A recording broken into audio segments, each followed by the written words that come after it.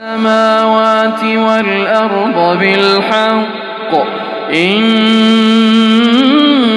في ذلك لآية للمؤمنين أتل ما أوحي إليك من الكتاب وأقم الصلاة إن الصلاة تنهى عن الفحشاء والمنكر ولذكر الله أكبر والله يعلم ما تصنعون ولا تجادلوا أهل الكتاب إلا بالتي هي أحسن إلا الذين ظلموا منهم وقولوا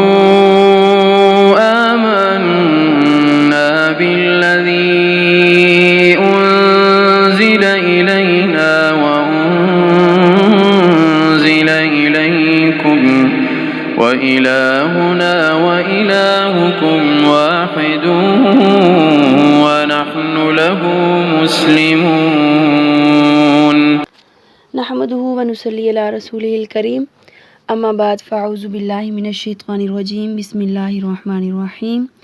رب اشرح لي صدری ویسر لي امری واحلل عقدۃ من لسانی یفقهوا قولی رب زدنی علما اللهم فقہنا فی الدین اللهم علمهم الکتاب والحکمہ رب یسر ولا تعسر وتمم لنا بالخیر ربک نستعین یا فتاح یا علیم۔ السلام علیکم ورحمۃ اللہ وبرکاتہ۔ سورۃ العنکبوت چل رہی تھی جس کا اصل مطلب تھا مکڑی، اور آخر والی جو آیات ہیں اللہ نے اس میں بتایا تھا کہ دنیا کے اندر میں جتنے بھی، اسی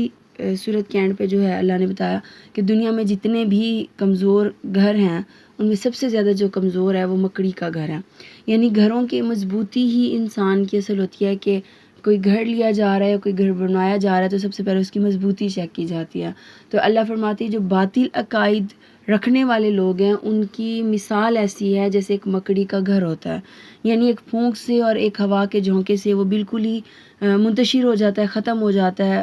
بعض اوقات تو نام و نشان ہی مٹ جاتا ہے۔ تو یہاں پر اب جو اللہ 21 پارہ کے اندر میں لے کے آ رہے ہیں، اتلو ما اوحی الیک من الکتاب واقم الصلاۃ ان الصلاۃ تنہی عن الفحشاء، کہ انسان کو جو نماز ہے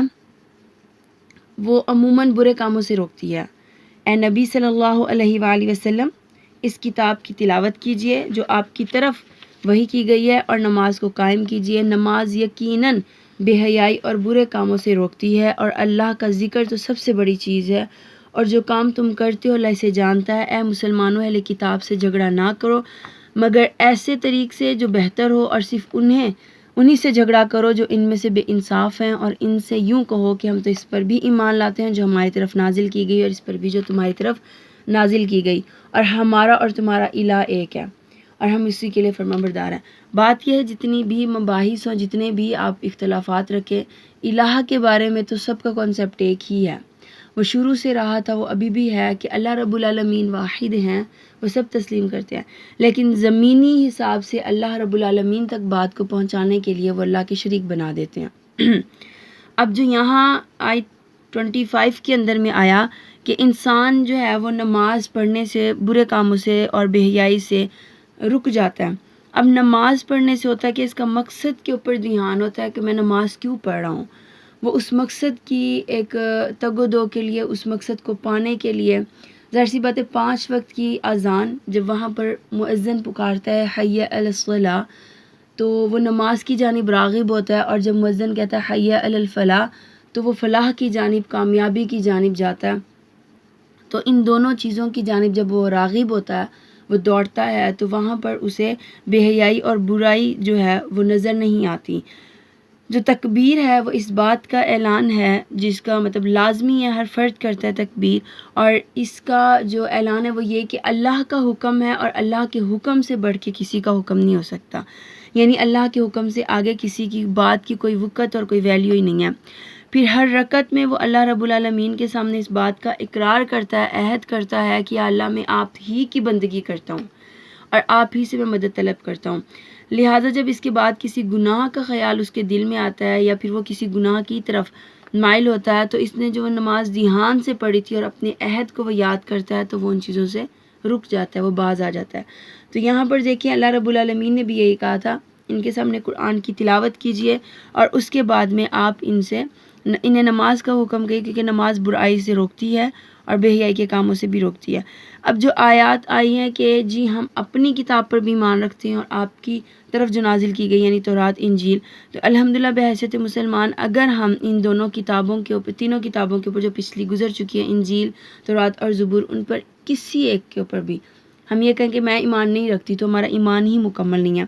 وہ تین بھی اللہ رب العالمین کی جانب سے کتابیں نازل کی گئی تھیں اور وہ بھی برحق ہیں، وہ کتابیں تھیں۔ یہ چوتھی کتاب تو ہے لیکن اس کے ساتھ میں یہ کلام بھی ہے، یعنی اس کو دو جانب سے شرف حاصل ہے۔ ایک تو یہ کہ آخری کتاب اللہ ہے، اور یہ جب اس کو اللہ نے کتاب کہا تو یہ چار کتب میں جا کے شامل ہو گئی، وہ تین پچھلی تھی اور چوتھی ہے۔ لیکن اللہ نے یہاں پر بھی فرما دیا کہ جو یہ کتاب ہے اسی کے ساتھ یہ میرا کلام بھی ہے، یعنی میں اپنے بندوں سے کلام کر رہا ہوں، اور جتنی بھی احکامات گزرتے ہیں وہ اللہ رب العالمین ہم سے کلام کر کے کہہ رہے ہیں۔ اور مخاطب کون ہے؟ حضور پاک صلی اللہ علیہ وسلم ہے کہ اے نبی آپ ان سے کہیے، یعنی نبی کریم صلی اللہ علیہ وسلم کو حکم دیا جا رہا ہے میرا پیغام آگے لوگوں تک پہنچانا۔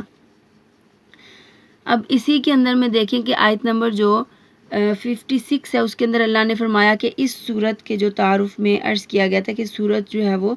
اس زمانے میں نازل ہوئی تھی جب کفار مکہ نے مسلمانوں کے اوپر جو ہے وہ ظلم و ستم کی انتہا کر رکھی تھی۔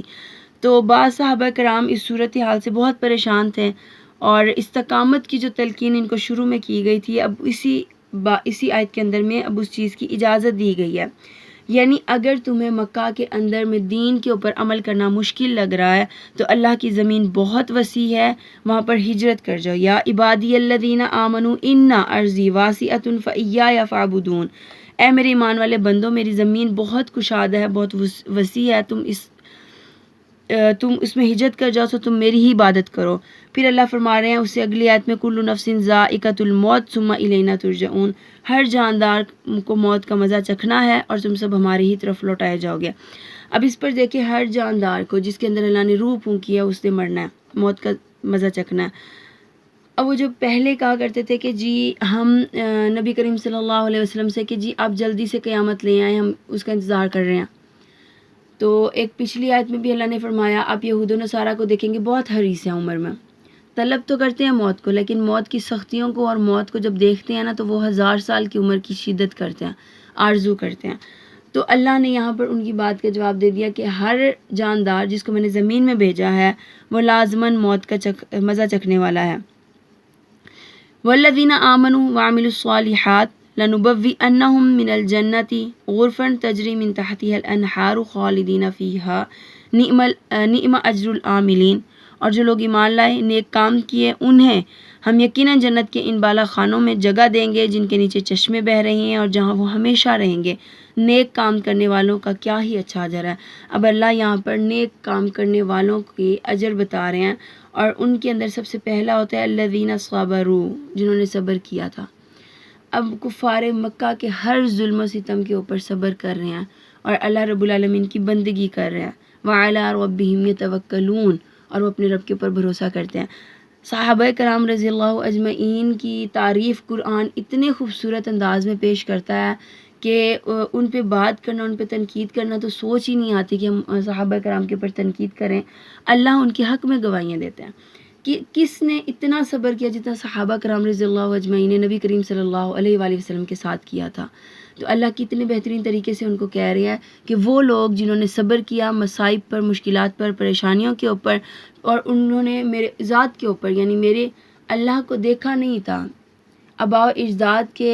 دین کے اوپر چلتے آ رہے تھے، نبی کریم صلی اللہ علیہ وسلم کھڑے ہوئے اور انہوں نے اللہ رب العالمین کی ان کو پہچان کروائی اور وہ سارے کے سارے لبیک کہتے ہوئے آپ صلی اللہ علیہ وآلہ وسلم کے ساتھ شامل ہوئے۔ تو اللہ نے یہاں پر وہی بات کی، وہ لوگ جنہوں نے صبر کیا تھا اور وہ میری ذات کے اوپر بھروسہ کرتے ہیں۔ پھر اللہ نے فرمایا اور بہت سے جانور جو اپنی روزی اٹھائے ہوئے پھرتے ہیں ان سب کو، اور تمہیں بھی اللہ ہی روزی دیتا ہے، وہ بڑا ہی سننے والا اور جانے والا ہے۔ کتنے جاندار ہیں، بعض ہمارے بچے ہوئے کھانوں سے ان کا رزق ہوتا ہے اور بعض ایسے ہیں جن سے ہم رزق پاتے ہیں۔ تو اللہ نے فرمایا یہ سارے جاندار جو ہیں نا یہ میرے ہی ہیں۔ اللہ یبسط الرزق لمن یشاء، اللہ جس کے لیے چاہتا ہے رزق پھیلا دیتا ہے، من عبادہ ویقدر لہ، اپنے بندوں کے اندر میں، اور وہ اندازے سے بھی دیتا ہے، یعنی وہ فراخی سے بھی دیتا ہے، وہ تنگی سے بھی دیتا ہے، اور اللہ ہر چیز کا جاننے والا ہے۔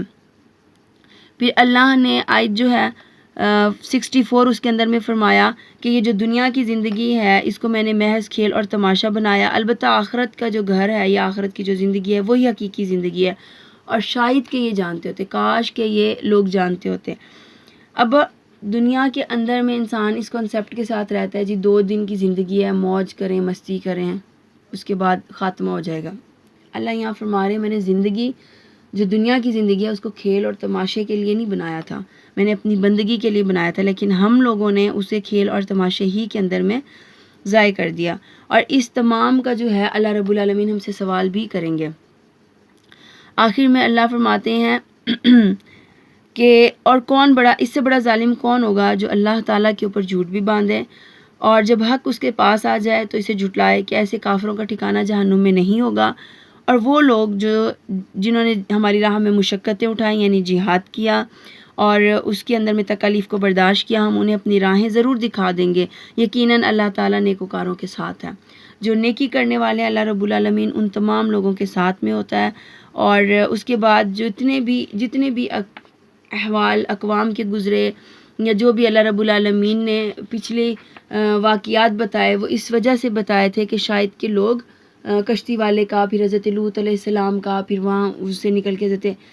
موسیٰ علیہ السلام، پھر اون کا، یہ واقعات اللہ بار بار اس لیے بتاتے ہیں شاید کہ میری جو سننے والی قوم ہے، پڑھنے والی قوم ہے، وہ ان سے عبرت حاصل کر سکے،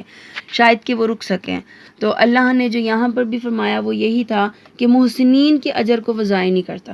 جو اس کو مان لیتے ہیں، جو اس کو تسلیم کر دیتے ہیں، وہ ان کے اجر کو ضائع نہیں کرتا۔ اعوذ باللہ من الشیطان الرجیم، بسم اللہ الرحمن الرحیم، الف لام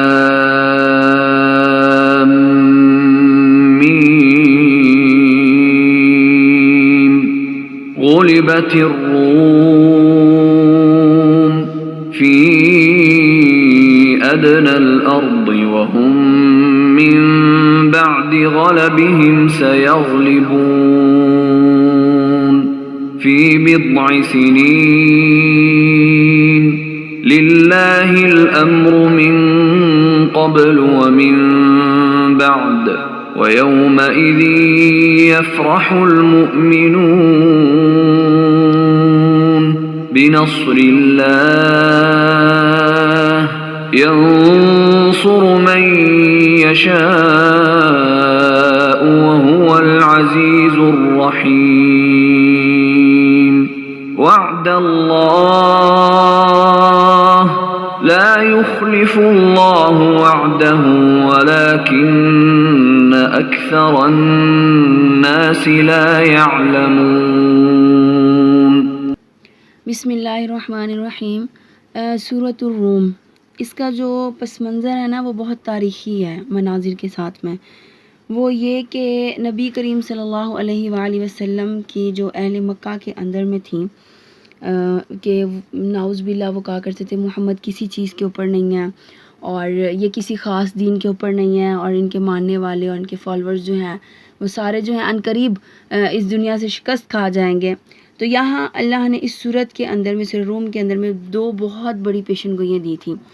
ایک تو یہ کہ ایران اور روم کی جو تاریخی جنگیں تھیں ان کے اندر میں رومی جو ہیں وہ ایرانیوں کے ہاتھوں مغلوب ہو گئے تھے، یعنی ایران ان کے اوپر غالب آ گیا تھا۔ تو یہاں سب سے پہلی پیشن گوئی تو وہی دی گئی ہے کہ جی عنقریب ہی جو روم ہے وہ دوبارہ سے غالب آئے گا اور ایران کو وہ شکست دے گا۔ سب سے پہلی یہ پیشن گوئی تھی۔ پھر دوسری پیشن گوئی یہ تھی کہ اگر آج مسلمان مشرکین مکہ کے ہاتھ جو ہیں مظلوم اور محقور ہیں تو ان کو بھی اسی دن مشرکین مکہ کے اوپر غلبہ حاصل ہوگا، یعنی جس دن ایران کے اوپر روم غالب آئے گا اسی دن مسلمان مشرکین مکہ کے اوپر غالب آئیں گے۔ تو ان دونوں پیشن گوئیوں کو ایسے وقت میں بیان کی تھی جب ان پیشن گوئیوں کے پورا ہونے کے دور دراز تک کوئی اثرات نہیں تھے، اور اس کے اندر میں دیکھیں کہ زمانہ نبوت جو ملا آپ کو، تو عرب کے اطراف میں دو ہی بڑی طاقتیں تھیں، ایک روم کی عیسائی حکومت، اور جو روم کی عیسائی حکومت ہے وہ دو باتوں کے اوپر عمل کرتی تھی جو بالکل ہی مسلمانوں کے قریب تر تھیں۔ ایک تو یہ کہ وہ دونوں اہل کتاب تھے، پھر دوسرا دونوں ہی آخرت، یعنی مسلمان بھی اہل کتاب تھے، ان کے پاس بھی کتاب تھی، اور اہل کتاب مطلب عیسائی جو ہیں وہ بھی کتاب رکھتے تھے، تو دونوں ہی اہل کتاب بھی ہوئے، عیسائی بھی آخرت کے دن کے اوپر یقین رکھتے ہیں، ایمان لاتے ہیں، اور مسلمان بھی آخرت کے دن کے اوپر، تو یہ دونوں ان میں مماثلت تھی، دونوں چیزیں سیم تھی۔ تو اس لیے ان کی جو ہمدردیاں تھیں نا وہ رومیوں کے ساتھ میں تھی، یعنی روم کے ساتھ میں قریب تر تھی، کیونکہ یہ دیکھیں کہ شاہ حبشہ جو ہے، جس نجاشی جب ہجرت کی گئی تھی تو وہ بھی عیسائی تھا، اور اس نے اتنے کھلے دل سے مسلمانوں کو ویلکم کیا اور اپنے ہاں جو ہے وہ پناہ دی تھی بھی۔ جب قریش ان کے پاس سفارش لے کے گئے تھے تو انہوں نے ان کی سفارش واپس کر دی تھی، ناکام ہو گئی تھی، اور وہ واپس پلٹ آئے تھے، یعنی مشرکین مکہ کو انہوں نے جو صحابہ کرام رضی اللہ اجمعین تھے وہ واپس نہیں کیے تھے۔ بسم اللہ الرحمن الرحیم کہ رومی قریب کی سرزمین میں مغلوب ہو گئے، تاہم وہ مغلوب ہونے کے چند ہی سال بعد پھر غالب آ جائیں گے۔ شکست سے پہلے بھی اللہ ہی کا حکم چلتا تھا، بعد میں بھی اسی ہی کا حکم چلے گا، اور جب رومیوں کی فتح ہوگی، جن مسلمان خوشیاں منائیں گے انہیں بھی اللہ کی مدد حاصل ہوگی، یعنی ان کو بھی فتح نصیب ہوگی۔ اللہ رب العالمین جسے چاہے نصرت بخشتا ہے، اور وہ سب پر غالب اور رحم کرنے والا ہے۔ یہ اللہ کا وعدہ ہے، اور اللہ کبھی بھی اپنے وعدے کی خلاف ورزی نہیں کرتا، مگر اکثر لوگ یہ بات نہیں جانتے، وہ صرف دنیا کی زندگی کو ظاہری پہلو ہی جانتے ہیں اور آخرت سے وہ بالکل ہی غافل ہیں۔ کیا انہوں نے کبھی اپنے آپ پہ غور نہیں کیا؟ کیا اللہ نے آسمانوں، زمین اور ان کے درمیان جو کچھ بھی ہے وہ حق کے ساتھ پیدا نہیں کیا؟ اب اس پر دیکھیں کہ جو کچھ بھی ہے انسان اتنی مخلوقات کو زمین کے اندر چلتے پھرتے دیکھتا ہے، حشرات ہو گئے، چرند پرند ہو گئے، جانور مال مویشی ہو گئے، تو اللہ نے فرمایا کیا وہ غور نہیں کرتا آسمان زمین کے اندر چلنے پھرنے والوں میں؟ اب اس پر دیکھیں انسانوں کو جانداروں سے ممتاز بنایا گیا، جدا کیا گیا، الگ کیا گیا۔ ان میں چند خصوصیات ہیں، ان خصوصیات میں سب سے پہلے یہ کہ زمین اور اس کے ماحول میں بے شمار چیزیں ایسی ہیں جو انسان ہی کے لیے صرف مسخر کر دی گئی ہیں، ان سے فائدہ صرف ہم لے سکتے ہیں، جاندار نہیں لے سکتے۔ پھر اسے خیر اور شر کی ایک تمیز بخشی گئی ہے، یعنی وہ خیر کو اور شر کو بالکل اچھے طریقے سے سمجھ سکتا ہے، یہ جاندار کے اندر میں قوت نہیں ہوتی۔ پھر اسے قوت ارادہ اور اختیار بخشا گیا کہ وہ اپنے لیے اچھا یا برا کوئی بھی طرز زندگی جو ہے وہ اس کو اپنانے کا پورا اختیار رکھتا ہے، حتیٰ کہ وہ اپنے تحفظ کے لیے بھی جو چاہتا ہے وہ استعمال کرتا ہے، تحفظ اس کی حفاظت کے لیے بھی، اور وہ کسی کی جان لے بھی سکتے اور اپنی جان دے بھی سکتا ہے تحفظ کے لیے۔ تو یہ جو اس کو قوت ارادہ اور اختیار بخشا گیا یہ جانداروں کو نہیں بخشا گیا۔ پھر سب سے مین اسے عقل و شعور دیا گیا، اور اس کو صرف دی نہیں گئی، وافر مقدار کا حصہ دیا گیا، یعنی وافر حصہ اس کو دیا گیا، عطا کیا گیا، جس کے ذریعے وہ چند معلوم اور دیکھی ہوئی اشیاء کے متعلق جو وہ مزید حقائق اور نتائج کا سراغ لگانے کی اہلیت رکھتا ہے۔ یہ تمام مشاہدات انسان اپنے رب کو تلاش کرنے کے لیے لگائے تو وہ بہت زیادہ کارآمد بھی ہیں اور بہت زیادہ مفید بھی ہیں، لیکن افسوس وہی کہ جتنے بھی اللہ رب العالمین نے ہمیں علم کے اوپر دسترس دی تھی اور ہم اس کے ہر پہلو کو جانتے بھی ہیں، پھر بھی واحد انسان ہی ہے، اشرف المخلوقات ہی ہے جو اپنے رب کے ساتھ میں شریک بنا دیتا ہے۔ جاندار چرند پرند اللہ کے ساتھ شریک نہیں بناتے، واحد صرف انسان ہے جو اللہ کے ساتھ شریک بناتا ہے۔ پھر اللہ نے اسی لیے تو کہا تھا ہم نے تو تمہیں خود مٹی سے بنایا تو یہ تمہارے لیے ایک نشانی ہے، یعنی تمہیں ایک مٹی سے پیدا کیا، پھر اب تم ایک انسان ہو جو ہر جگہ پھیل رہے ہو، تم اپنے آپ پر بھی غور نہیں کرتے، اور ایک یہ کہ اس نے تمہاری ہی جنس سے تمہارے لیے بیویاں پیدا کی تاکہ تم ان کے پاس سکون حاصل کرو، اور تمہارے درمیان محبت اور رحمت پیدا کر دی۔ غور و فکر کرنے والوں کے لیے اس میں کئی نشانیاں ہیں۔ ایک یہ کہ اس نے آسمانوں اور زمین کو پیدا کیا اور تمہاری زبانیں اور تمہارے رنگ مختلف بنا دیے، اہل علم کے لیے اس میں بھی کئی نشانیاں۔ اب دیکھیں اس نے رنگ بھی مختلف بنائے اور زبانیں بھی مختلف بنائی، اور یہ حسن رکھ دیا زندگی کے اندر میں، بہت خوبصورت لگتا ہے جب آپ کسی اور رنگ والے قبیلے کو نسل والے سے ملتے ہیں تو دل کو ایک سکون اور تسلی سی ہوتی ہے۔ تو وہاں پر دیکھیے اللہ نے فرمایا میں نے ممتاز کر دیا، جدا کر دیا تمہارا رات اور دن کو سونا اور اس کا فضل تلاش کرنا بھی اس کی نشانیوں میں سے ایک ہے۔ رات کو سکون کرتے ہو اور دن میں اس کا فضل یعنی رزق تلاش کرتے ہو۔ جو لوگ غور سے سنتے ہیں ان کے لیے اس میں بہت سی نشانیاں، اب جو صرف قرآن کو غور سے سنتے ہیں ان کے لیے بھی نشانیاں ہیں، اور یہ کہ وہ تمہیں بجلی دکھاتا ہے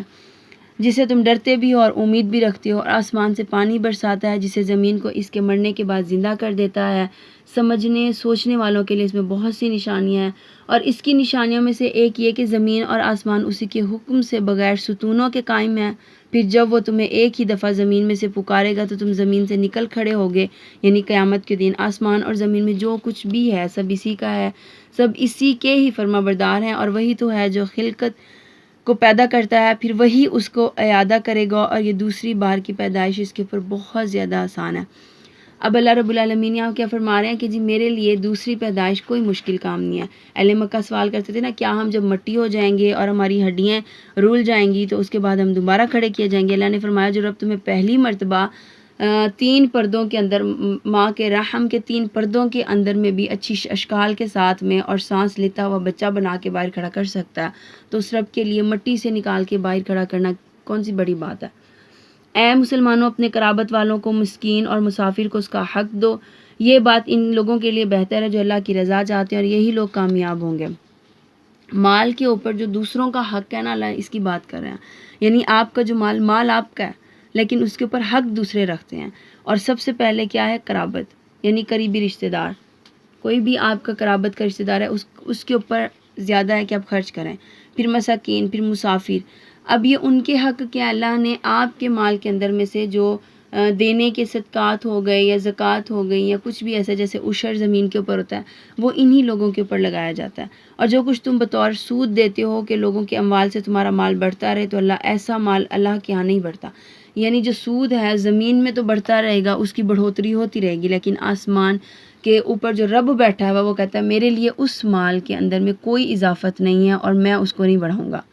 اور جو کچھ تم اللہ کی رضا چاہتے ہو بطور زکوٰۃ دیتے ہو، یعنی جو اللہ کی رضا چاہنے کے لیے زکوٰۃ دیتے ہو، تو ایسے ہی لوگ اپنے مال کو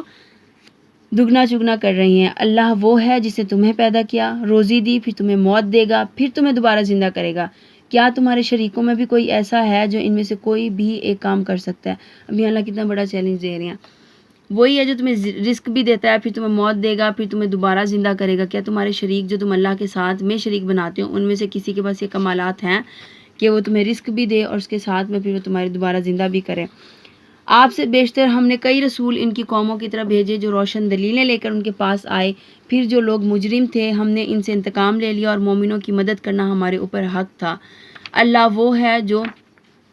ہوائیں بھیجتا ہے تو وہ بادل کو اٹھا لاتی ہیں، پھر اللہ جسے چاہتا ہے اس بادل کو آسمان میں پھیلا دیتا ہے اور اسے ٹکڑیاں بنا دیتا ہے، پھر تو دیکھتا ہے کہ بارش کے قطرے اس میں سے نکلتے ہیں، پھر جب اللہ اپنے بندوں میں سے جن پر چاہے بارش برسا دیتا ہے تو وہ خوش ہو جاتے ہیں، حالانکہ اس بارش کے برسنے سے پہلے وہ مایوس ہو چکے تھے۔ دیکھیں گرمی کی شدت ہو اور ایک دم سے موسم کا خوبصورت ہونا، خوشنما ہونا انسان کے اوپر اثر ڈالتا ہے کہ انسان بھی خوش ہو جاتا ہے۔ تو اللہ فرماتے ہیں اگر انہی کے درمیان، انہی بادلوں کے درمیان، انہی ہواؤں کے درمیان میں بارش کو اگر برسا دوں تو کیا ہی خوبصورت بات ہو نا۔ تو یہ سارا صرف وہی ایک الہ کر سکتا ہے جو ہم سے محبت کرتا ہو۔ تو اللہ اگر ہم سے محبت کر رہے ہیں اور ہماری ان باتوں کا خیال رکھتے ہیں کہ میرے بندے کو اب کس چیز کی ضرورت ہے، کتنا رزق کہاں تک پہنچانا ہے، تو بحیثیت عبد، یعنی ہم بندے ہیں اس کے، عباد الرحمن، رحمان کے ہی بندے ہیں الحمدللہ، تو ہمیں بھی یہ حق ہے کہ ہم صرف اسی کی عبادت کریں، صرف اسی سے رجوع کریں، صرف اسی کے پاس طلب کریں۔ پھر اس کے بعد اللہ نے فرمایا کہ اس قرآن میں لوگوں کے لیے ہر طرح کی مثالیں ہیں، اور اگر آپ ان کے پاس کوئی بھی معجزہ لے کر آئیں تو کافر لوگ یہی کہیں گے کہ تم تو جال سازی کر رہے ہو، اور اسی طرح اللہ تعالیٰ ان لوگوں کے دلوں کے اوپر مہر لگا دیتا ہے جو حق بات کو نہیں سمجھتے۔ لہٰذا آپ صبر کیجئے، اللہ کا وعدہ سچا ہے، اور ایسا نہ ہو کہ جو لوگ یقین نہیں کرتے وہ آپ کو ہلکا بنا دیں۔ اب اس پر دیکھیں، ہلکا بنانے سے یعنی آپ اگر ان کے پیچھے پڑے رہیں گے تو ہو سکتا ہے ایک مقام پر آ کے وہ آپ کو بھی کچھ نہ سمجھیں، تو آپ کا کام کیا؟ اب مبلغ ہیں، بلاتے رہیں، تبلیغ دیتے رہیں، آئیں گے تو ٹھیک ہے، نہیں آئیں گے تو آپ صبر کیجئے۔ اس لیے اللہ رب العالمین کافی مقامات پہ فرماتے ہیں اے نبی آپ کا کام تھا صرف حق کو پہنچا دینا اور آپ کسی کے ذات کے اوپر قوام نہیں تھے، ان کی جوابدہی اللہ خود ہی لے لیں گے ان سے۔ آپ کا کام صرف پہنچانا تھا، آپ نے اپنا کام کر دیا، یعنی آپ نے پہنچا دیا۔ آپ کے لیے آپ کے اعمال تھے، ان کے لیے ان کے اعمال ہیں، یعنی آپ کے اعمال کے اندر میں آپ کا پہنچا دینا شامل کر دیا گیا ہے، لیکن اگر ان کے اعمال میں ہدایت نہیں تھی تو اللہ ان کو ہدایت نہیں دیں گے۔ بسم اللہ الرحمن الرحیم الف لام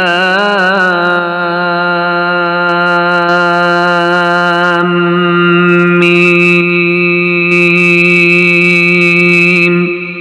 تلك آیات الكتاب الحکیم هدى ورحمة للمحسنين الذين يقيمون الصلاة ويؤتون الزكاة وهم بالآخرة هم يوقنون أولئك على هدى من ربهم وأولئك هم المفلحون ومن الناس من يشتري لهو الحديث ليضل عن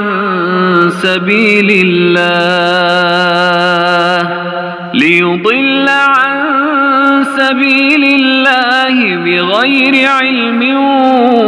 ويتخذها هزوا أولئك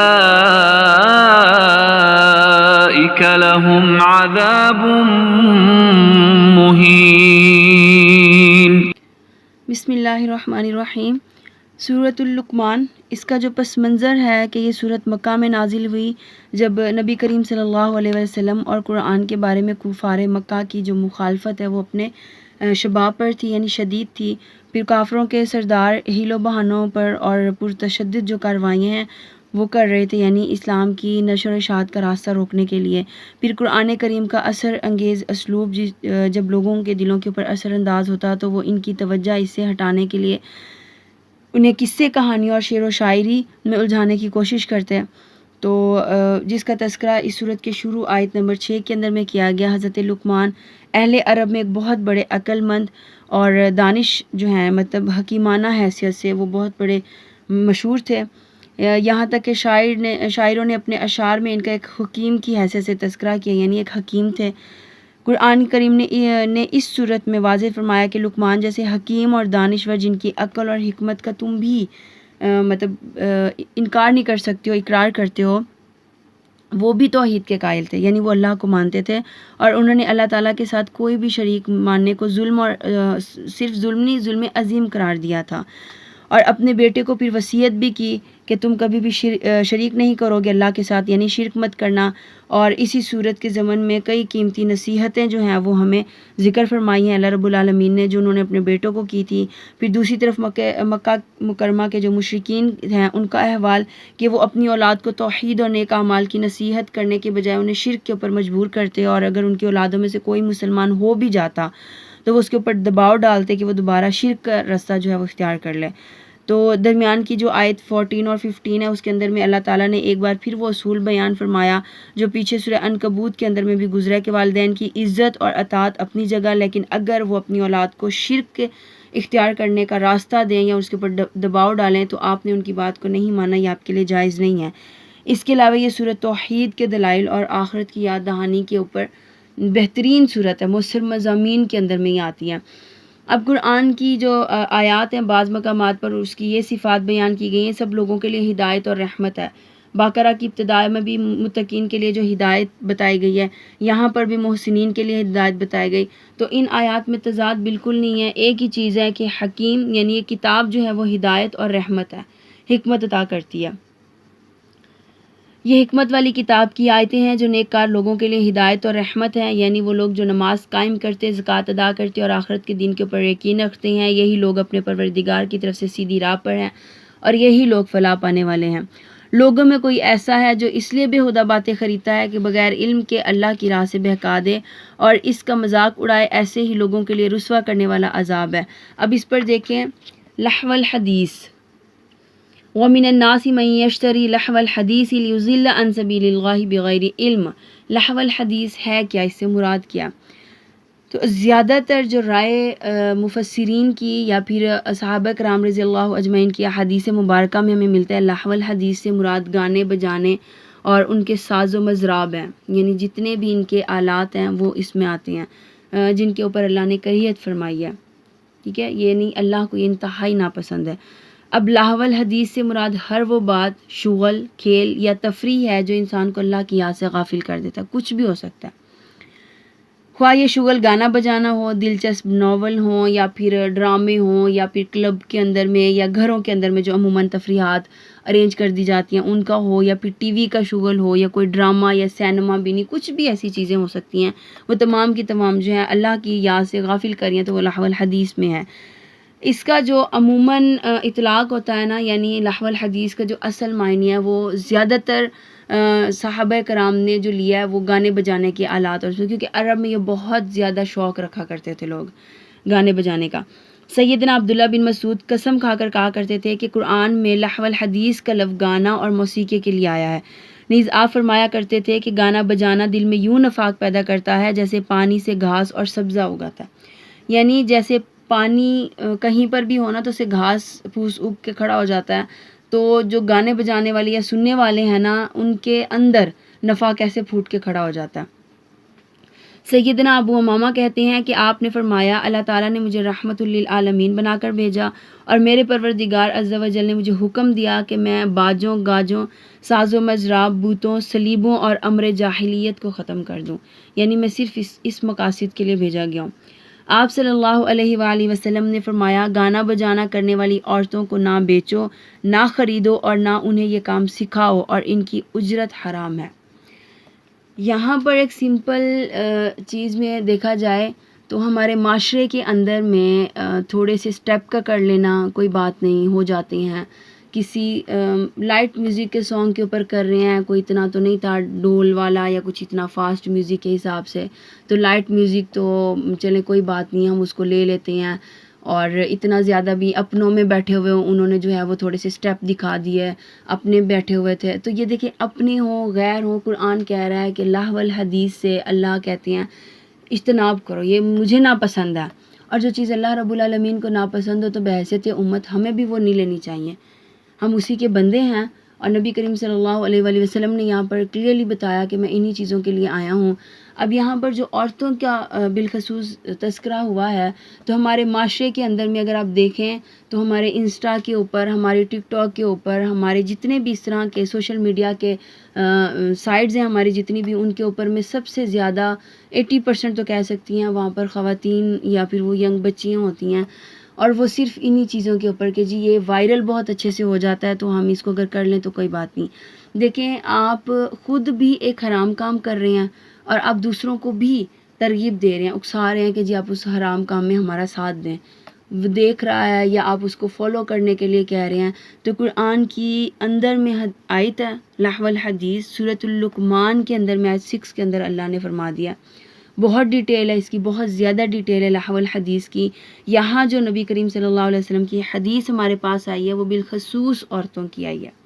کیونکہ عرب کے لوگ عورتوں کو انہی غلط کاموں یعنی بدفعلی کے اوپر مجبور کرتے تھے اپنی لونڈیوں کو، اور اس کے بعد میں ان سے یہی کام کروا کے ان سے اجرت طلب کیا کرتے تھے، اور ان اجرت سے وہ ہے اپنا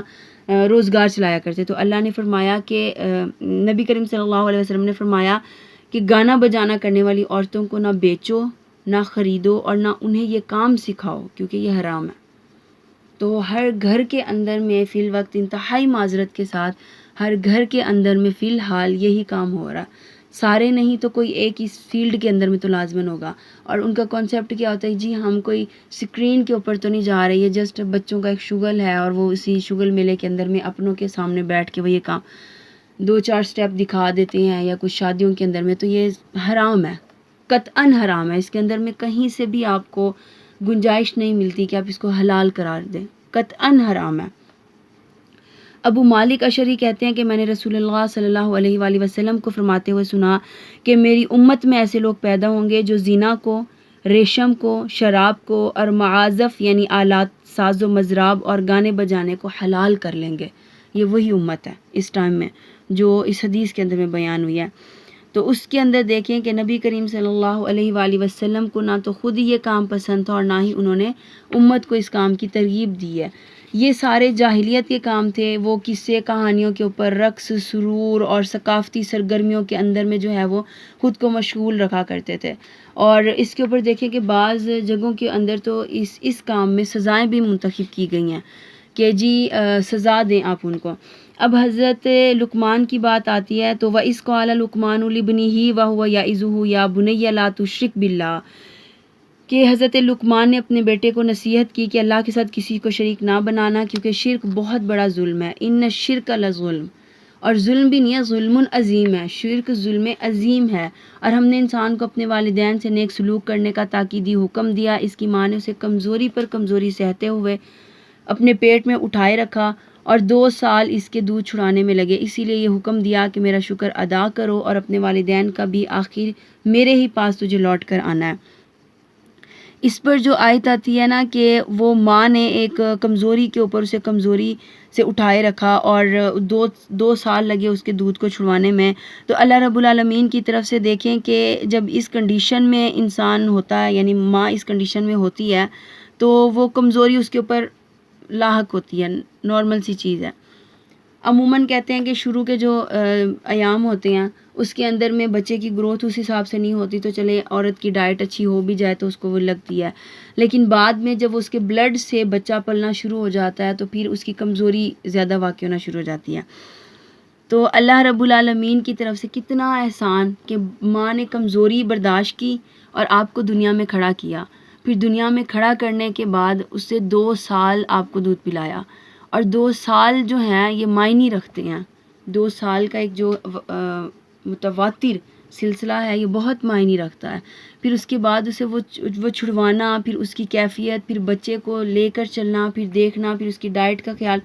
اسی لیے اللہ نے فرمایا ان کے ساتھ نرمی، اور پیچھے جو تھا اف لکما، ان دونوں کے لیے اف تک بھی نہیں کہنا۔ آپ کو کیا پتہ معاشرے کے اندر میں کیا چل رہا ہے، آپ تو گھر میں بیٹھی رہتی ہیں، آپ کو کسی چیز کا پتہ نہیں ہوتا۔ والدین سے بڑھ کے نہ تو کوئی عالم ہے، اور والدین سے بڑھ کے نہ تو کوئی خیر خواہ ہے، والدین سے بڑھ کے نہ تو کوئی ہماری کیئر کرنے والا ہے، یعنی ہماری جو وہ ایک فزیکلی بھی مینٹلی بھی ہماری جو کیئر ہے نا وہ کرنے والا دنیا میں کوئی نہیں ہے۔ دوست احباب رشتہ دار جتنے بھی ہوں گے وہ کم سے کم اس لیول پر تو نہیں آ سکتے کہ جی آپ کو ہر وقت میں ہر طرح سے جو ہے آپ کا ساتھ دیتے رہیں۔ واحد والدین کا رشتہ ہے، بہن بھائی بھی ایک مقام پہ چھوڑ جاتے ہیں، واحد والدین ہیں جو آپ کو کبھی بھی تنہا نہیں چھوڑتے، اور وہ ہر لمحہ ہر ایک مقام پہ آپ کا ساتھ دیتے ہیں۔ تو اسی لیے اللہ نے فرمایا والدین کا شکر ادا کرو، اور شکر کے لیے اللہ نے فرمایا کہ جی ان کے سامنے اپنے کندھوں کو جھکا دو، ان کے سامنے اپنی آوازوں کو پست کر دو، ان کے لیے کوئی ایسے الفاظ استعمال نہ کرو جن سے انہیں لگے کہ اب ہم اپنے بچوں کے اوپر تھوڑے سے بوجھ بننا شروع ہو گئے ہیں۔ یہ والدین ہیں، اور والدین اگر راضی ہیں تو اللہ فرماتے ہیں میں بھی راضی ہوں۔ دنیا کے اندر میں اللہ نے صرف ایک ہی قانون رکھا ہے کہ حقوق العباد اگر پورے کر کے میرے پاس آ رہے ہو تو میں اپنے حقوق تمہیں معاف کر دوں گا، یعنی حقوق اللہ معاف کر دوں گا، لیکن شرط حقوق العباد کی ہے۔ اور اگر دنیا کے اندر میں حقوق العباد کو تم پورا کر کے اور معافی طلب کر کے نہیں آ رہے ہو میرے پاس، تو میں تب تک اپنے حقوق بھی معاف نہیں کروں گا جب تک کہ میرا بندہ میں اپنا حق جو ہے وہ معاف نہیں کرتا۔ اب حقوق العباد کے اندر سب سے پہلا جو ہمارا حق ہے وہ ہمارے والدین کا۔ دنیا کے اندر اولاد بھی وہ نہیں حق رکھتی۔ بعض ہم نے دیکھا معاشرے کے اندر میں کہ جب اپنی اولادیں ہوتی ہیں تو والدین پیچھے چلے جاتے ہیں، ان کی وہ اہمیت نہیں رہتی۔ نہیں، جب والدین موجود ہیں دونوں میں سے کوئی ایک، رب ارحمہما کما ربیانی صغیرا، ان کے اوپر رحم فرما جیسے انہوں نے بچپن میں پالا تھا، ان میں دونوں ٹھیک ہے۔ اگر دونوں نہیں ہے کوئی ایک، اور اگر دونوں بھی نہیں ہے دنیا کے اندر موجود، تب بھی ان کی خدمت ہمارے اوپر کیسے ہے کہ ہم نے ان کے لیے صدقہ جاریہ کے کام کرنی ہے،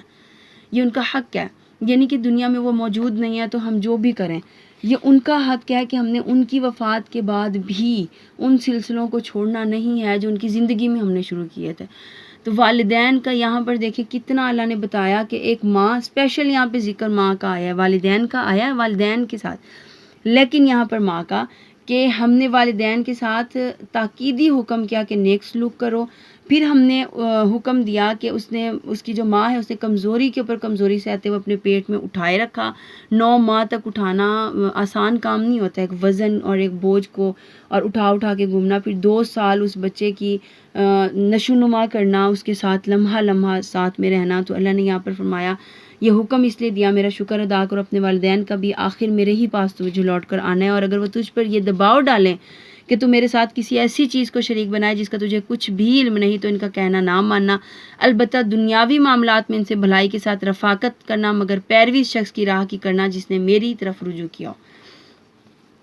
اب یہاں ایک اور چیز اللہ نے بتائی، اگر والدین شرک کا کہیں تو بات نہیں ماننی، لیکن نہ ماننے میں بھی آپ کے اپنے الفاظ کا چناؤ صحیح ہونا چاہیے۔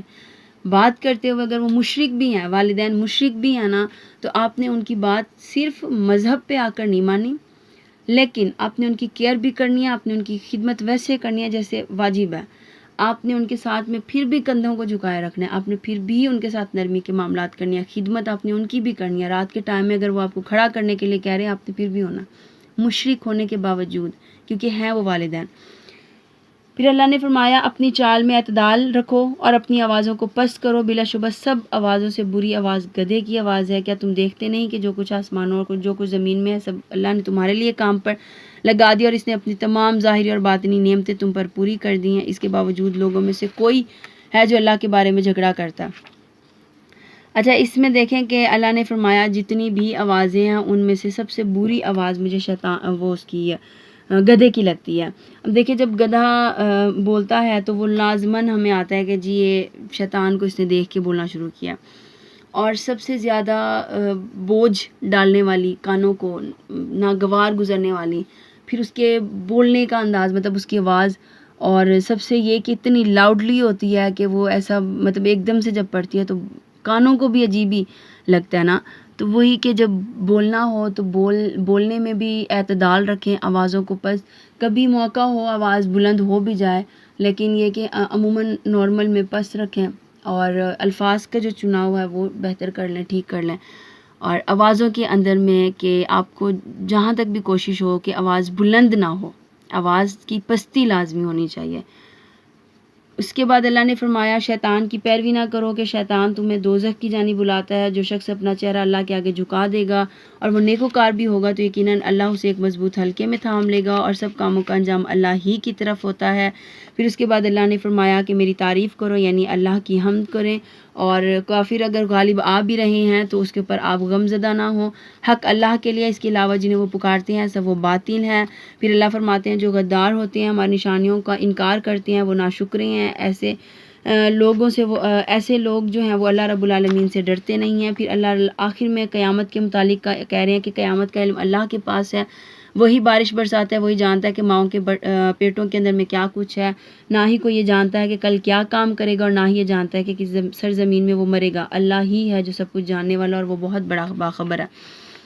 آخری آیت کے اندر میں اللہ نے 5 باتوں کا بتایا کہ ان کا علم صرف اللہ رب العالمین کے پاس ہے، اس کے علاوہ کسی کے پاس نہیں۔ سب سے پہلا علم قیامت کب واقع ہوگی، دوسرا علم بارش کب برسے گی، ٹھیک ہے، محکمہ موسمیات بہت کوشش کریں نا ہمیں اطلاع دینے کی، پھر بھی ان کی اطلاع جو ہیں وہ مؤثر نہیں ہوتی۔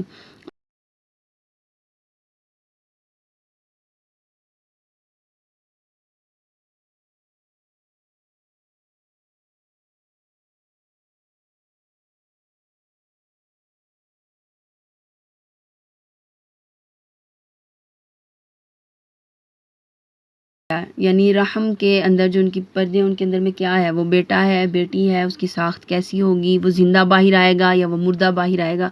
یہ صرف اللہ جانتے ہیں۔ پھر چوتھے کے اندر میں ہے کہ وہ کل کہاں سے رزق پائے گا، کیا کام کرے گا، اس کے رزق کے وسائل کہاں سے ہوں گے، یہ اللہ کو پتہ ہے، اسے رزق ملے گا بھی کہ نہیں ملے گا، اس بات کا بھی صرف اللہ رب العالمین کو علم ہے۔ اور پانچواں کہ وہ کس زمین کے اوپر جا کے مرے گا، یعنی اس کی موت کب واقع ہوگی اور موت واقع اس کی ہوگی کہاں پر، اس کا علم بھی اللہ رب العالمین کو ہے۔ اور اللہ رب العالمین کہتے ہیں ان باتوں کے اندر انسان جتنی مرضی کوشش کر لے گھسنے کی، انوالو ہونے کی، پھر بھی یہ کام صرف میرے ذمہ ہے، اور میں ہی ان کی صحیح علم کے ساتھ میں جو ہے رہنمائی فرماتا ہوں۔ بسم الله الرحمن الرحيم ألف لام ميم تنزيل الكتاب لا ريب فيه من رب العالمين أم يقولون افتراه بل هو الحق من ربك لتنذر قوما ما أتاهم من نذير من قبلك لعلهم يهتدون الله الذي خلق السماوات والأرض وما بينهما في 6 أيام ثم استوى على العرش ما لكم من دونه من ولي ولا شفيع أفلا تتذكرون يدبر الأمر من السماء إلى الأرض ثم يعرج إليه في يوم كان مقداره 1000 سنة مما تعدون. بسم اللہ الرحمن الرحیم. سورہ السجدہ. اس کا جو مرکزی موضوع ہے وہ اسلام کے بنیادی عقائد یعنی توحید اور نبی کریم صلی اللہ علیہ وسلم کی رسالت اور آخرت کا اثبات، اور اس کے ساتھ جو کفار عرب جو تھے ان کے عقائد کی مخالفت جو کرتے تھے، اس صورت میں ان کے اعتراضات کا جواب اور ان کا جو انجام ہے وہ بھی بتایا گیا. اور اس صورت کی آیت جو 15 ہے اس میں سجدے کی آیت آتی ہے، یعنی جو شخص بھی اس کی تلاوت کرے یا سنے اس کے اوپر سجدہ تلاوت واجب ہوتا ہے. جو قرآن کریم کے اندر تقریباً 14 سجدے ہیں اور وہ ہر فرد کے اوپر، وہ چاہے پڑھنے والا ہے چاہے سننے والا ہے، اس کے اوپر واجب ہو جاتے ہیں. اس لیے اس کا نام تنزیل السجدہ یا الف لام میم السجدہ یا صرف سورہ سجدہ رکھا گیا ہے. صحیح بخاری کی ایک حدیث میں ہے کہ حضور کریم صلی اللہ علیہ وآلہ وسلم جمعے کے دن نماز فجر کی پہلی رکعت میں بکثرت یہ صورت پڑھا کرتے تھے. اور مسند احمد کے اندر میں بھی یہی ہے کہ آپ رات کو سونے سے پہلے 2 صورتوں کی تلاوت ضرور فرماتے تھے، یعنی ایک تنزیل السجدہ یہی صورت اور دوسری سورہ ملک. تو اس کا جو مضمون ہے وہ بھی یہی ہے کہ اللہ کیا کہہ رہے ہیں، اس بات میں کوئی شک نہیں کہ یہ کتاب قرآن اللہ ہی کی طرف سے ہے، پروردگار عالم کی طرف سے نازل شدہ ہے. کیا وہ یہ کہتے ہیں کہ اس نبی نے اس قرآن کو خود ہی گھڑ لیا؟ بات یوں نہیں، بلکہ یہ آپ کے پروردگار کی طرف سے حق ہے تاکہ آپ اس قوم کو ڈرائیں جن کے پاس آپ سے پہلے کوئی بھی ڈرانے والا نہیں آیا تھا. یہ اہل عرب کی بات ہو رہی ہے. پھر اللہ رب العالمین زمین و آسمان کی نشانیوں کی طرف متوجہ کرواتے ہیں، پھر دوبارہ زندگی کی دلیل دیتے ہیں کہ اگر ایک رب تمہیں فوت کر لے گا، تمہیں کسی بھی جگہ کے اندر میں، ملک کے اندر میں، زمین کے اندر میں فوت کر دے گا تو وہی رب تمہیں وہیں سے کھڑا کرے گا اور تمہیں آخرت کی جانب بھی واپس لے کر آئے گا. پھر اللہ وہاں پر کہتے ہیں جو نہیں ماننے والے، کوئی بات نہیں، ہم جہنم کو جو ہے جنوں اور انسانوں سے بھر دیں گے اور وہ اس بات کا مزہ چکھ لیں گے، یعنی ہمارے انکار کا. اور اللہ کہتے ہیں جتنی بھی میری آیات آتی ہیں وہ نصیحت کے لیے آتی ہیں، لیکن جو نہیں حاصل کرنا چاہتا اس کے لیے عذاب ہے. اور نیک اعمال کرنے والوں کے لیے جو ہے وہ قیام گاہ ان کے باغات ہوں گے، ان کے اعمال کے صلے ان کی مہمانی ہوگی یعنی جنت کی. اور جو نافرمان ہیں ان کا ٹھکانہ دوزخ ہوگا، جب بھی وہ اسے نکلنا چاہیں گے اسی کے اندر دوبارہ لوٹا دیے جائیں گے اور انہیں کہا جائے گا کہ اب اس آگ کے عذاب کا مزہ چکھو جسے تم جھٹلایا کرتے تھے. پھر اللہ رب العالمین زمین و آسمان کی بہت ساری نشانیوں کے بعد کہہ رہے ہیں افلا یسمعون، کیا وہ سنتے نہیں ہیں؟ وہ زمین کے اندر میں چلتے ہیں پھرتے ہیں پھر بھی وہ دیکھتے نہیں ہیں. اس کے بعد اللہ رب العالمین کہتے ہیں وتوکل علی اللہ وکفی باللہ وکیلا، جو بھی اللہ رب العالمین کی ذات کے اوپر بھروسہ کرے گا تو اللہ اس کا کارساز ہے، یعنی اس کو اللہ ہی کافی ہو جائے گا. پھر اللہ نے کسی بھی آدمی کے اندر 2 دل نہیں بنائے، نہ ہی تمہاری ان بیویوں کو جن سے تم زہار کرتے ہو تمہاری مائیں بنا دیا. زہار کا قانون کہ اگر کسی نے کہہ دیا کہ جی آپ میری ماں کی پشت کی طرح مجھ پر حرام ہو گئی ہیں، یہ جو زہار کا دستور تھا نا یہ لغو ہے، بیسیکلی تھا نہیں لیکن اہل عرب اس کو کرتے تھے. طلاق کی بھی ایک صورت ہوتی تھی کہ جب عورت کے اوپر زیادہ غصہ آتا تھا تو وہ ان کو ایسے کہہ دیتے کہ تمہاری پشت میری ماں کی پشت کی طرح مجھ پر حرام ہو گئی، یعنی تمہارے ساتھ میں نے کوئی تعلق نہیں بنانا.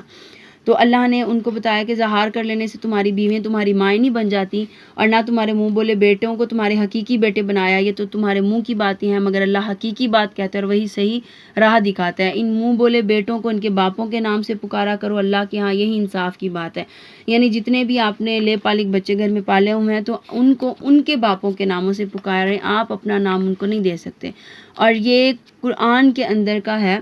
احوال، اللہ رب العالمین نے حکم دیا ہے اور احادیث اس کے اوپر بہت زیادہ آتی ہیں. سب سے مین دلیل ہمارے پاس نبی کریم صلی اللہ علیہ وسلم کی اپنی ذات ہے.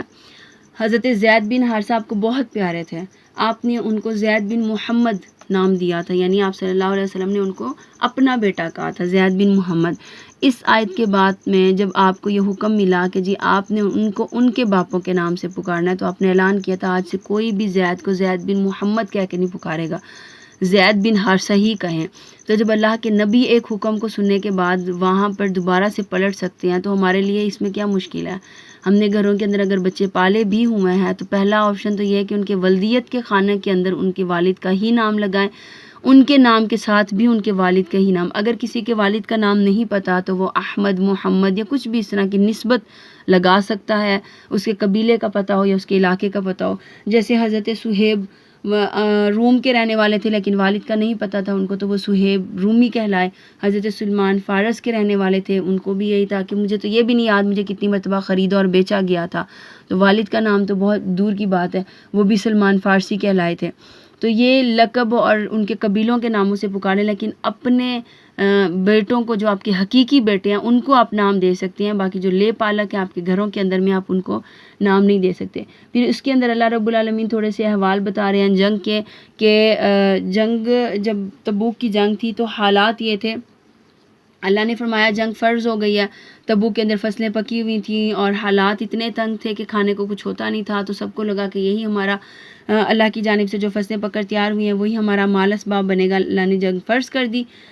مال کی نسبت میں اللہ کی راہ پہ جو جہاد ہے نا وہ سب سے افضل ہے، یعنی مال کو نہیں دیکھنا، آپ نے اللہ کی راہ میں جہاد کو دیکھنا ہے۔ تو مسلمانوں کے پاس جب صحابہ کرام رضی اللہ اجمعین کے پاس جب ایسا کوئی حکم ہوتا تھا نا، وہ مال کو ترک کر دیتے تھے، وہ ترک دنیا بھی تھے تو وہ مال کو بھی ترک کر دیتے تھے اور وہ صرف اللہ کی راہ میں نکل آتے تھے۔ تو حضرت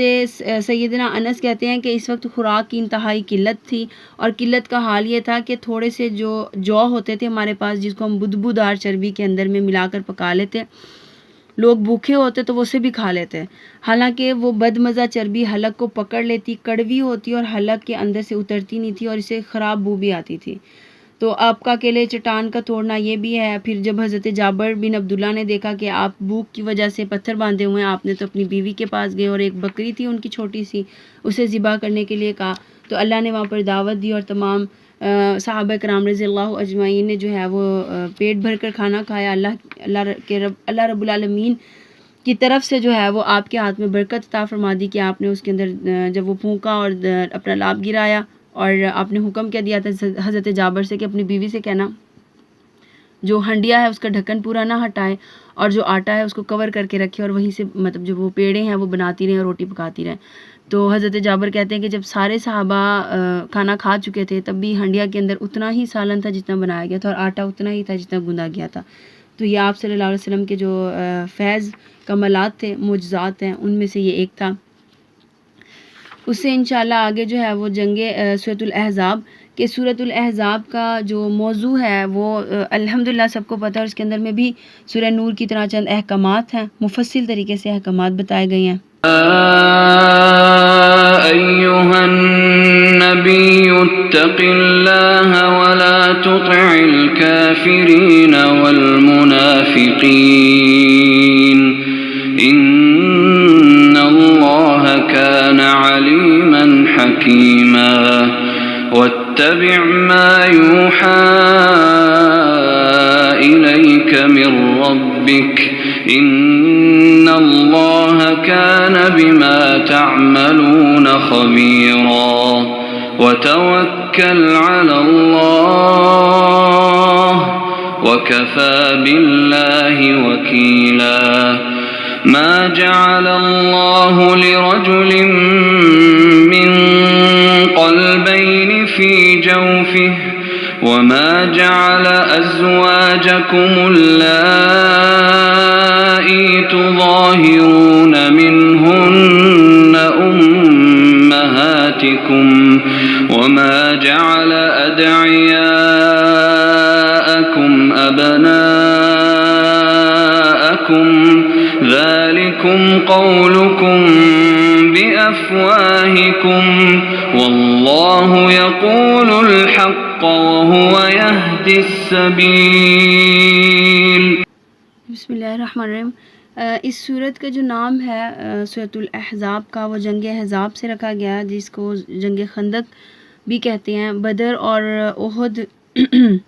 کہ بعد میں اس جنگ کا ہوا کہ بدر کے اندر میں جو مسلمانوں کو فتح ہوئی تھی، پھر احد کے مقام پر جو ہے وہ تھوڑی سی شکست مسلمانوں کو ہوئی. پھر اسی کے ساتھ حضرت سلیمان فارسی کے مشورے کے اندر جو ہے وہ خندق کھودی گئی، کیونکہ وہاں پر فارس کے اندر میں دشمنوں کو اسی طرح سے قابو کیا جاتا تھا. تو اس کی جو تفصیل ہے وہ ہے. پھر دوسرا جنگ قریظہ کا، کہ قریظہ جو ہے یہودیوں کا ایک قبیلہ تھا جو مدینہ منورہ کے اطراف کے اندر میں آباد تھا. نبی کریم صلی اللہ علیہ وسلم نے ہجرت کے بعد ان سے امن کا ایک معاہدہ طے کیا تھا، جس کا ایک حصہ یہ بھی تھا کہ مسلمان اور یہودی ایک دوسرے کے دشمنوں کی مدد نہیں کریں گے. یعنی اگر مسلمانوں کے اوپر کوئی چڑھائی کرے گا تو یہود ان کا ساتھ نہیں دیں گے، اور اگر کوئی یہود کے اوپر چڑھائی کرے گا تو مسلمان ان کا ساتھ نہیں دیں گے. لیکن بنو قریظہ نے اس عہد کی جو ہے وہ خلاف ورزی کی، اس معاہدے کی. تو اللہ رب العالمین نے فرمایا کہ جنگ احزاب سے آپ فارغ ہو گئے ہیں، یعنی وہ جنگ آپ کی ہو گئی ہے، تو اپنے جو لباس ہیں جنگی لباس ان کو نہیں اتاریں، اور اب آپ قریظہ کے ساتھ جائیں اور جنگ کریں. تو وہاں پر پھر ان کے اوپر جو ہے محاصرہ وغیرہ کیا گیا. تو حضرت سعد نے ان کا فیصلہ کیا تھا، ان میں یہی فیصلہ ہوا تھا کہ جن کے بیٹوں کو جو ہے وہ مطلب نوجوانوں کو قتل کر دیا جائے، ان کی عورتوں کو، ان کے بچوں اور ان کی جو بزرگ ہیں ان کو جلا وطن کر دیا جائے، یعنی اس جگہ سے نکال دیا جائے. پھر تیسرا اہم واقعہ جس کا پیچھے ذکر کیا کہ منہ بولے بیٹوں کے ساتھ میں ان کو نہیں پکارنا. تو جو اور حتیٰ کہ میراث کے اندر میں بھی اللہ نے حکم دے دیا کہ جی آپ کے جو منہ بولے بیٹے ہیں وہ میراث کے اندر میں بھی حق نہیں رکھتے ہیں. تو سورہ سجدہ کے بعد یہی آ رہی تھی کہ کیونکہ سجدہ کے اندر میں بھی وہی کفار مکہ کے جو عقائد ہیں ان کی بات کی جا رہی تھی، اور مکہ کے اندر میں جو مشرکین مکہ ہیں، اہل مکہ، ان میں منہ بولے بیٹوں کی اتنی زیادہ اہمیت تھی کہ جتنی اپنے حقیقی بیٹوں کی بھی نہیں تھی. ایک مقام پر یہاں جا کر جو حضرت زید کی وہ جو نکاح اور طلاق کی صورت ہے، اس میں بھی دیکھیں کہ یہ حکم جب آیا تھا، نبی کریم صلی اللہ علیہ وسلم کو پتہ تھا کہ بھئی اللہ نے اگر زید کا وہاں سے رشتہ ختم کر دیا حضرت زینب بنت جہش سے، تو کہیں نہ کہیں وہ نکاح مجھ سے ہوگا. اور یہ ایک رواج تھا، ایک رسم تھی جس کو اللہ نے توڑنا تھا کہ عرب کے اندر حقیقی بیٹوں کی جو بیویاں ہوتی تھی ان سے سسر نکاح کر سکتے تھے، جائز تھا. لیکن جو منہ بولے بیٹے ہیں ان کی جو مطلب بیویاں تھیں ان سے سسر نکاح نہیں کر سکتا تھا، اتنی زیادہ حرمت تھی. تو اللہ نے اس کو بھی یہاں پر اس رواج کو بھی ختم کر دیا. حضرت زید بن حارثہ کی جو زوجہ تھی حضرت زینب بنت جہش، نبی کریم صلی اللہ علیہ وسلم کی پھوپھو زاد بھی تھیں، تو وہاں پر حضرت زید نے ان کو طلاق دے دی، اور وہاں سے اللہ تعالیٰ نے خود ہی حضرت زینب کا نکاح آپ صلی اللہ علیہ وآلہ وسلم سے کروا دیا. یہ بھی ایک رواج کو توڑنا تھا، پیچھے والی سورت سے ریلیٹ تھا، اسی کے اندر میں وہ بھی بیان کیا گیا. پھر اس کے بعد اللہ رب العالمین نے یہاں پر فرمایا کہ ایمان والو اس احسان کو یاد رکھو، جب کفار لشکر تم پر چڑھ کر آئے تھے تو ہم نے آندھی اور ایسے لشکر بھیج دیے جو تمہیں نظر نہیں آتے تھے. یہ بدر کی فتح اللہ بتا رہے ہیں. پھر اس کے بعد کہ تم خوف نہیں کھاؤ، گھبراؤ نہیں، اللہ رب العالمین تمہاری مدد کرے گا. پھر اس کے بعد وہ جو منافق ہیں، پیچھے بھی گزر چکا بارہا کہ منافق جب بھی جنگ ہوتی وہ کہتے تھے ہمارے گھر غیر محفوظ ہیں، ہمیں رعایت دی جائے. تو اللہ نے فرمایا کہ یہ وہی جھوٹے ہیں، اور جو لشکر تمہارے اوپر چڑھ کے آتے ہیں وہی تمنا کر رہے تھے، یعنی وہ جو دیہاتی تھے رہنے والے، کہ کاش ہم جنگ کے اوپر نہ جاتے، ہمارے اوپر یہ حالات نہ پیش آتے. تو اللہ نے فرمایا کہ وہ موجود رہتے یا وہ نہ رہتے تو ان کا حصہ کم ہی ڈلتا. اب دیکھیں جتنے بھی ایسے لوگ ہوں نا جو لشکر کے اندر موجود ہوں اور وہ بزدل ہوں تو ان سے لشکر بھی پست ہو جاتا ہے. تو اللہ نے فرمایا ایسے لوگوں کا ہونا یا نہ ہونا تمہارے لیے کوئی نہیں ہے. جو اللہ پر اور آخرت کے دن کے اوپر یقین رکھتا ہو، اسے امید ہو، تو وہ اللہ کو کثرت سے یاد کرے. اور مومن جب لشکروں کو دیکھ رہے تھے، حنین کی جنگ میں ہوا کیا تھا، احد جیسے مقام تھا حنین کا بھی، جب لشکروں کو دیکھا تو مسلمانوں نے یہ کیوں نہیں کہا تھا کہ بھئی ہمارے لیے اللہ کافی ہے. اب اللہ وہاں پر بھی صحابہ کرام رضی اللہ اجمعین کو جو ہے وہ تھوڑی سی تلقین کرتے ہیں کہ اللہ کی ذات پر بھروسہ اور ان سے الگ نہیں ہونا، یعنی اللہ کی ذات کے اوپر جنگی حالات میں بھی بھروسہ آپ نے قائم رکھنا ہے، بھروسہ نہیں چھوڑنا، نارمل حالات ہو یا جنگی حالات ہو، اللہ کی ذات کے اوپر. پھر جو بنو قریظہ تھا ان کا 1 ماہ تک محاصرہ کیے رکھا تھا. پھر اس کے بعد بنو قریظہ کی جو شکنی کا تھا پھر فیصلہ کر دیا گیا. حضرت سیدہ ام سلمہ بیان کرتی ہیں کہ آپ غسل فرما رہے تھے کہ جبرائیل امین آئے اور کہا کہ آپ نے ہتھیار اتار دیے ہیں، حالانکہ فرشتوں نے ابھی تک نہیں اتارے.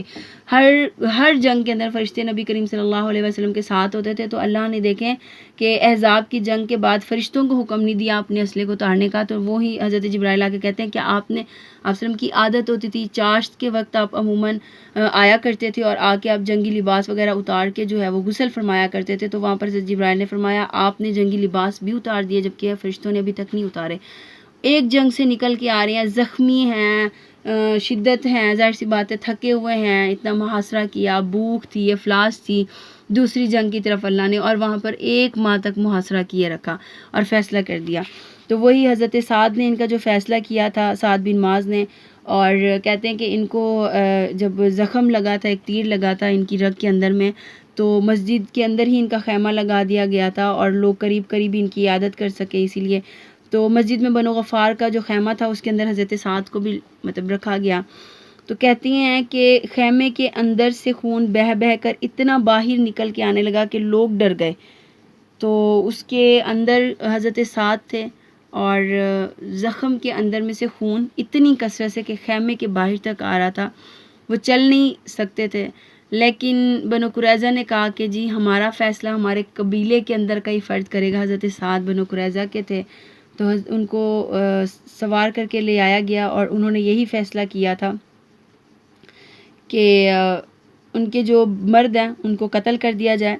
ان کی عورتوں ان کے بچوں کو غلام بنا لیا جائے, ان کے اموال جو ہیں وہ مجاہدین میں تقسیم کر دیے جائیں. یعنی ان کو یا تو یہ جلا وطن ہوئے تھے سارے, بنو قریظہ, بنو نذیر, اوس, خزرج, یہ تمام کے تمام جو قبیلے ہیں وہ سارے کے سارے جلا وطن ہوئے تھے. اب کہتے ہیں کہ یہ فیصلہ سنانے کے بعد حضرت سعد کی جو ہے نا وہ وفات ہو گئی تھی, یعنی وہ شہید ہو گئے تھے, اسی زخم کی وجہ سے وہ شہید ہو گئے تھے. پھر اللہ نے فرمایا کہ جو تم میں سے اللہ اور اس کے رسول کی فرما بردار بن جائے اور نیک عمل کرے تو ہم اسے اجر بھی دگنا دیں گے, اور اس کے لیے ہم نے عزت کی روزی بھی تیار کر رکھی ہے. یہ نبی کریم صلی اللہ علیہ وآلہ وسلم کی ازواج کے متعلق حکم ہے. اے نبی کی بیویوں, تم عام عورتوں کی طرح نہیں ہو, اگر تم اللہ سے ڈرتی ہو تو کسی نامحرم سے دبی آواز میں, پست آواز میں بات نہ کرو, ورنہ جس شخص کے دل میں روگ ہے یعنی کوئی غلط خیال ہے وہ کوئی غلط توقع لگا بیٹھے گا. لہٰذا صاف اور سیدھی بات کرو, اپنے گھروں میں قرار پکڑے رکھو. سب سے مین حکم ہے اپنے گھروں میں قرار پکڑے رکھو,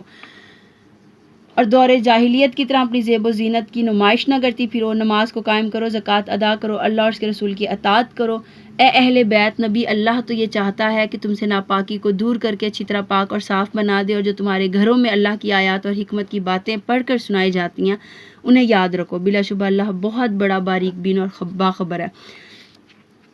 اور اس پر دیکھیں کہ اللہ نے جو بھی حکم فرمایا وہ کس کے لیے فرمایا تھا, نبی کی بیویوں کے لیے, ان کی ازواج کے لیے. تو اللہ رب العالمین کا ایک ہی حکم ہے کہ جتنا بھی ہوں جو بھی ہوں اللہ رب العالمین ہی کی جانب سے احکامات ہیں. اگر اللہ کے نبی کی بیویوں کو اللہ گرفت کر کے بیان کر رہے ہیں تو ہم تو ایک عام عورتیں ہیں, تو ہمارے لیے تو یہی حکم ہوگا نا کہ ہم نے بھی اپنے گھروں کے اندر قرار پکڑے, اپنی آوازوں کو پست رکھنا ہے. اور اس کے بعد میں مال و متاع کا کہتے ہیں کہ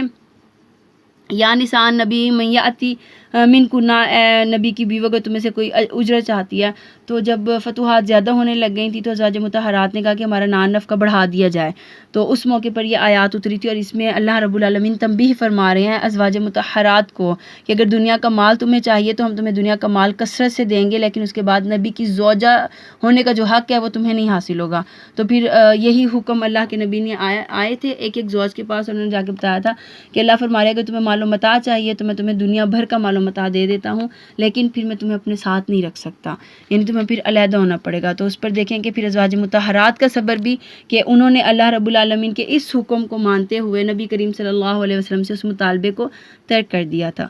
وآخر دعوانا ان الحمد للہ رب العالمین. السلام علیکم ورحمۃ اللہ وبرکاتہ. ربنا تقبل منا انک انت السمیع العلیم وتب علینا انک انت التواب الرحیم.